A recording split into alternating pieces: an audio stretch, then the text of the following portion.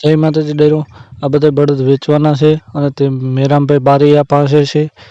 તેમનો નંબર ડિસ્ક્રિપ્શનમાં આપેલો છે અને જે કોઈને રૂબરૂ જોવાની ઈચ્છા હોય તો તેમનું ગામનું નામ છે તરસિંગડા, તાલુકો માળિયા હાટીના, જિલ્લો જુનાગઢ।